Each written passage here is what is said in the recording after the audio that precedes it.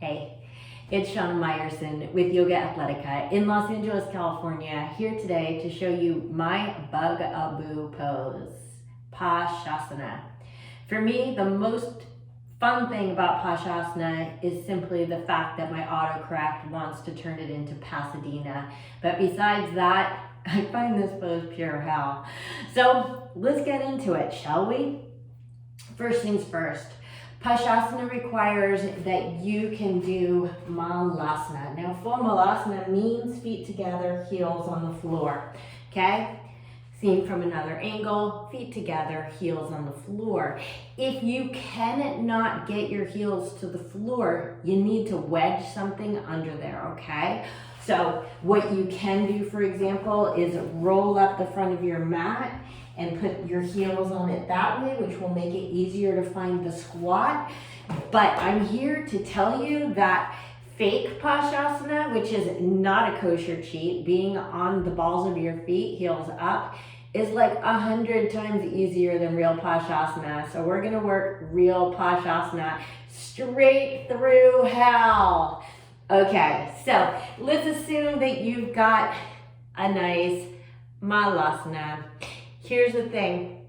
I find that to get to Pasasana, you want to push your knees as far forward as they'll go. So you should feel it a lot in like this lower part of your leg. So a nice little warm up is simply knees together, malasana, heels are on the floor, reach forward. Here I am coming to you in 3D. And just feel how the fronts of your legs start to sort of work to bring that together. Okay, once you have that, here's my first warm up. So I'll be turning a lot side forward, etc., so you can see what I'm doing. Let's put your hands behind you so you're well supported and being pushed forward. And keeping your right fingertips on the floor. You don't want to get on your flat palm because it's going to lean you backwards. The key is, remember that we're trying to move forward, forward, forward. So keeping your right fingertips on the floor, take your left arm and see if you can hook it around the outer edge of your right leg. Now from here, you could sort of do what you want with this hand. You could make gestures, keep them clean, keep them nice.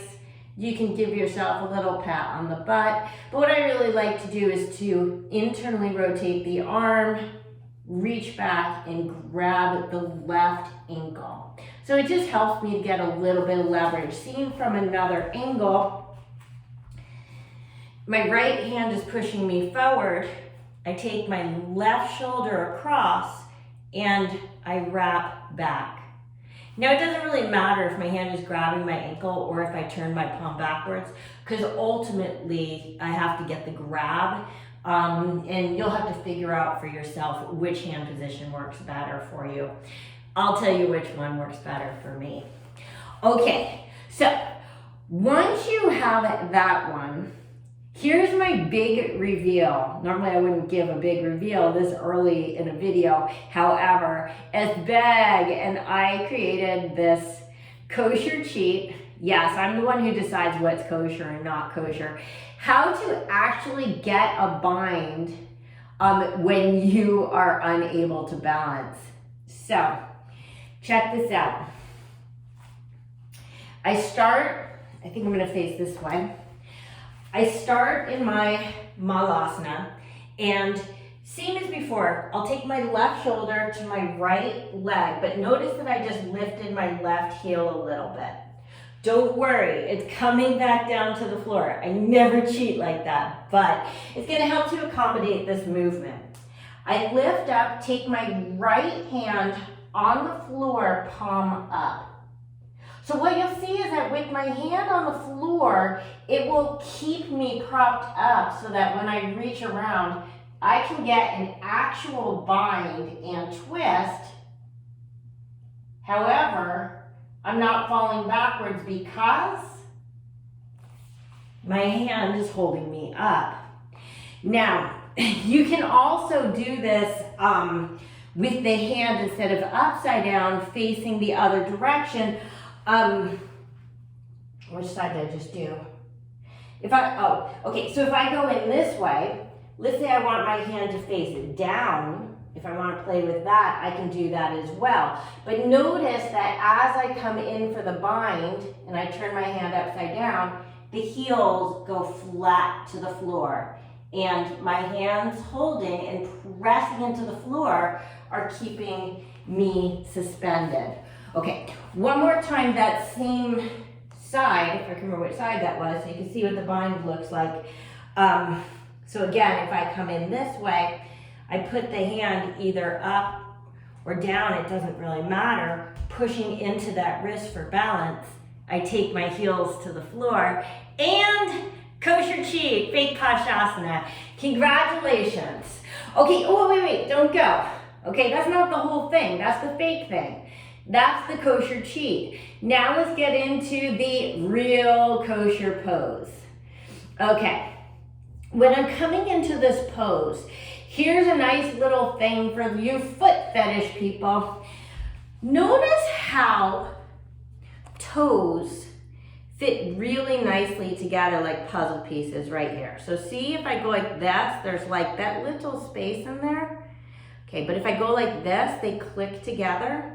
I want you to think about clicking your toes together, okay? Because that little movement forward of the foot and the leg is gonna make a big difference, believe it or not, in your balance. And so, I click my toes together, and honestly, if you moved a little further forward, it might even make it easier, but I'm not gonna go any further forward than that.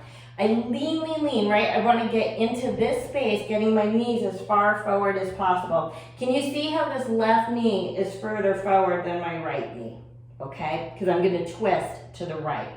So I enter starting with that lean that we did before, and I see how far can I twist to the right without losing my balance. Okay, because if I twist too far, I'm going to lose it. So now my shoulder is pretty much at the edge of the knee. I'll show you this from different angles. I wrap around like before, but instead of going low, I'm going to go high. I'm going to try to wrap high up on my thigh so that when I reach back, my hand is right there. And I'm going to show you this from 3 angles, so don't you worry. Okay, let's take it from the other angle so you can see the actual bind. First things first, which foot slides forward? It's the one you're turning away from. So if I'm turning to the right, I click my left foot forward, okay? I take my Balasana. You'll see that on this one, my heels stay on the floor the whole time, okay? I find my twist and find what works for my body. And my shoulder is very high at my leg, almost right at my knee. Now again, instead of wrapping down, this time I'm going to wrap up.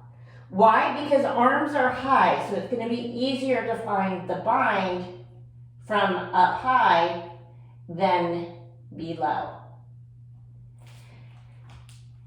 Okay, let's show it one more time. Head-on direction. And by then, you got all my information.